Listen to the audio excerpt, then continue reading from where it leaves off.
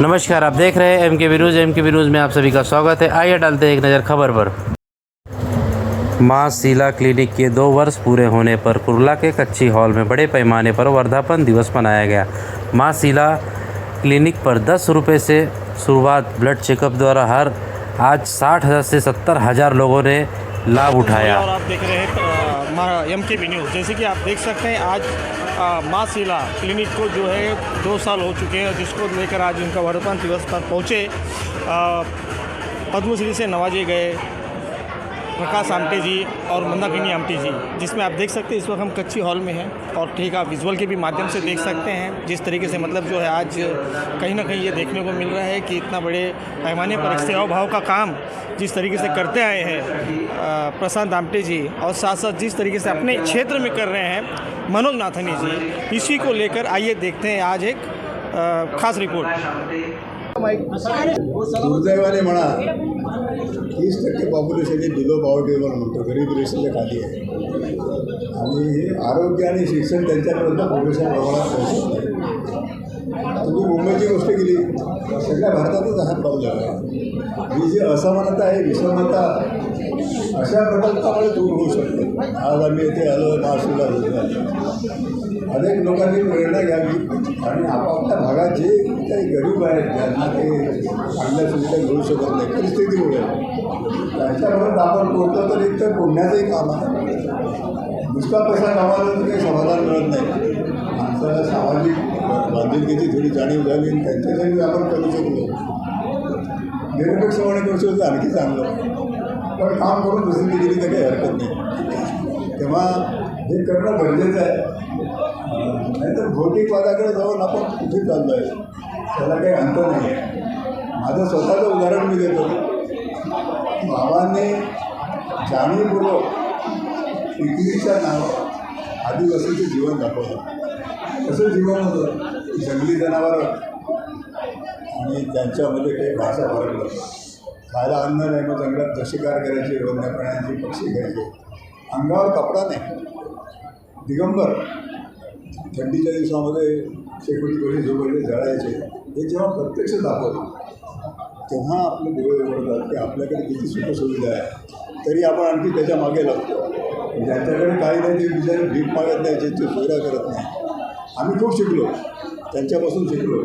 तेव्हा हे अशा ठिकाणी जे काही काम आहेत चालू आहेत निरपेक्षपणे ते जाऊन बघणं गरजेचं आहे तरुणांनी।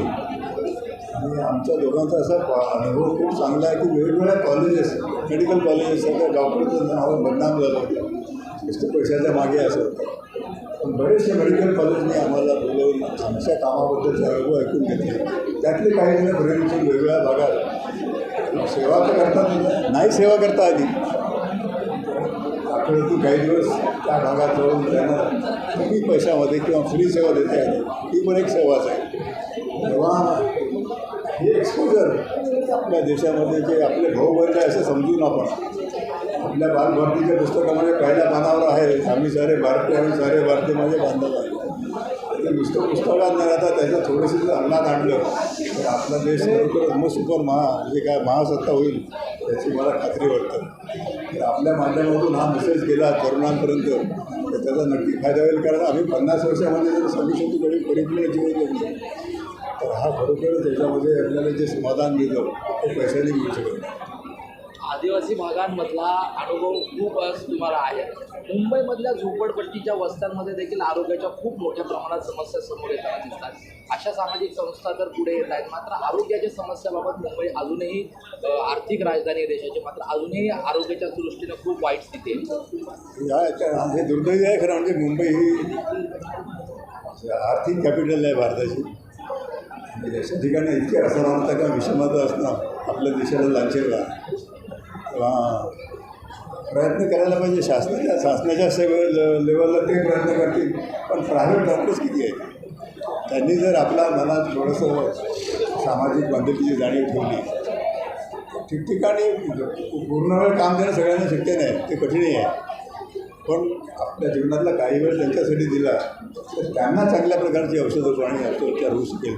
ते शिक्षणाचं आहे, शिक्षणामध्ये विषमता आहे आणि आम्ही ते सिद्ध करून दाखवलं। की ज्यांच्याकडे आईवडिलांकडे कपडे नाही, अन्न नाही, पण शिक्षणाची संधी दिली तर सगळ्या क्षेत्रामध्ये ते नाव कमावलं. तेव्हा संधी देणं हे गरजेचं आहे. म्हणजे संधी कोण देणार? ज्याच्याकडे आहेत, सुविधा आहेत, त्यांनीच त्या दिल्या तरच त्याच्यापर्यंत पोचते. तेव्हा हे जर मोठा प्रश्न आहे असा की एका दोन कसं, पण याची जाणीव निर्माण व्हावी याच्यातून माध्यमातून, तुमच्या माध्यमातून. आपली समाजाप्रती काहीतरी बांधिलकी आहेत आणि आपण जेवढं जमेल तेवढं फुल टाईम केलं तर खूप आनंद आहे, पण नाही जमत सगळ्यांना. हां, जेव्हा वेळ मिळेल तेव्हा शनिवार रविवारी आहे वेगवेगळ्या माध्यमातून तिथं काम करत राहील तरच सगळ्यांचं फायदा होईल. म्हणजे एकीकडे मोठ्या प्रमाणात कट प्रॅक्टिसिंगचा प्रकार वारंवार समोर येतो. बरोबर. अशा वेळेस तुमच्यासारख्या संस्था असतील, आज ह्या संस्थेने जे काम केलेलं आहे कसं पाहता याकडे? हे खरं म्हणजे आमच्यासाठी नवीन आहे, कारण आम्ही जंगलात आमचं हॉस्पिटल चालू होतो, तिथे याचा हे शब्दच नाही आहे. बरोबर. पण शहरात चालू आहे आणि ते वाईट आहे, ते वाईट आहे. याच्यासाठी आमच्या एका मित्राने पुस्तक लिहिलं जे काय म्हणतात त्याला, तिथे गेली प्रॅक्टिस करतात त्या डॉक्टरांनीच लिहिलेली उदाहरणं आहे की हे कसं वाईट आहे. पॅथॉलॉजीचे रिपोर्ट चुकीचे देणे, कट प्रॅक्टिस करणे, औषधाची गरज नसताना औषध देणे, व्हेंटिलेटरचा वापर नसताना करणे. त्या पुस्तकाचं नाव आहे डिसेंटिंग डायग्नोसिस. खूपच कॉन्ट्रोवर्सियल आहे ते, म्हणजे डॉक्टर लोकांना त्याचा राग आला, पण ज्यांनी जर काही केलं नसेल प्रकारचं राग याचं काही कारण नाही. नवीन होणाऱ्या डॉक्टरांना ते वाचावं असं मी नेहमी सांगतो.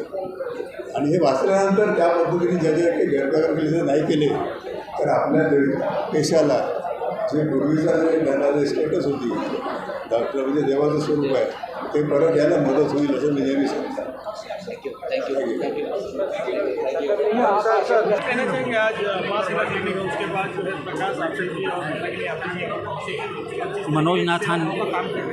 मनोज नाथानी जी बहुत सुंदर काम कर रहे हैं.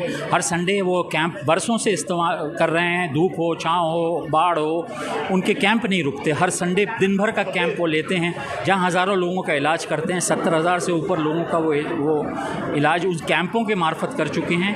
उन्होंने कुर्ला में माँ शीला क्लिनिक, अपने माँ के नाम पर एक क्लिनिक खोली है उनकी मृत्यु के उपरांत. उसको 2 साल पूरे हुए हैं. उस उपलक्ष्य में प्रकाश आमटे जी आज आए थे और मंदाकिनी आमटे जी जैसे बड़ा समाज सेवी आए और उनको आशीर्वाद दिया. ये हम सबका सद्भाग्य है कि हम